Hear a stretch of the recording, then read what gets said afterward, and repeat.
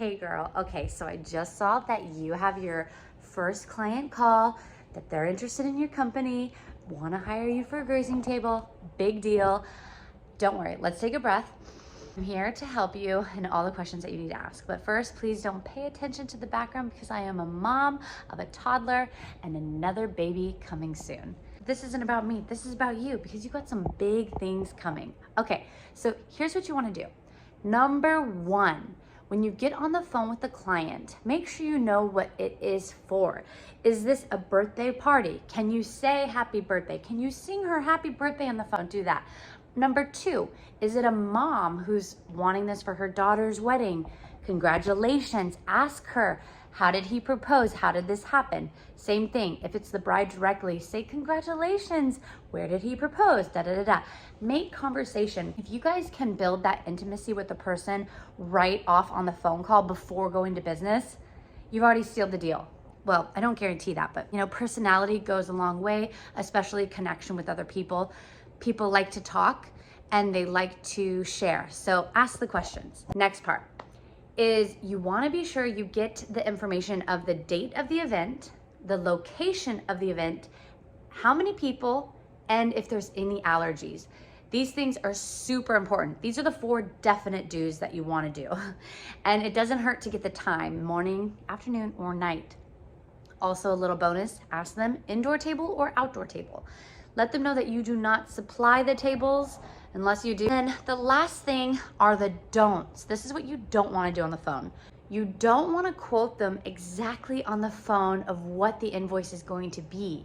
You can say prices are starting at $30 per person for a flat lay, or my boards start at $120 a board and they feed X amount of people. That's where you can do in terms of numbers, but don't quote them anything. They may say, hey, you're in LA and I'm in San Diego, but we really love your work over all the local people here. What's your travel fee? Still there, I wouldn't quote them right on the phone. I would have to say, what is your address? In your proposal, I will include the travel fee in the invoice, so you'll be able to see what that is, but I have to calculate that address from our commercial kitchen.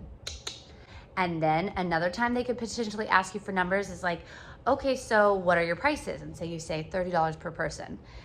And then maybe they're doing the numbers. They're like, okay, so it's 100, it's like 3,000 or something like that. You could say, well, let me get back to you because we do have a setup and breakdown fee. That's another thing that you're gonna be charging on your invoice, which I'll make another video about that later, but I kind of cover that in my free masterclass, which if you haven't seen this free masterclass, you guys, check it out. It's linked below. It's available for a limited time. First time I put this out. So take advantage of seeing this information. I will delete it when it's not available. So if you're seeing this, it's available, go check it out. But we talk a little bit more on actually invoicing and clients and influencers and things like that. Those are basically your main don'ts when you're talking to a client. The last don't I would say is don't wait too long to send the proposal. I know you're busy. I know you have a family or you're working or you're in school.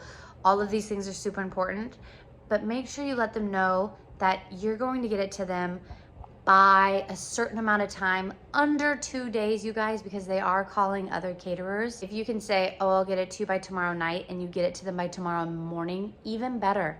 Be like Target, expect more, pay less. Okay, so those are the do's and don'ts when you have your first client call. So go set up that call them back. You have the questions right there. You know what to say, you know what not to say, and I'll be here next week for another tip for you guys. And keep commenting below and letting me know what type of video you want me to post next week. Okay, guys, don't forget to like, comment, and subscribe, and follow me on Instagram at sophia.dodola.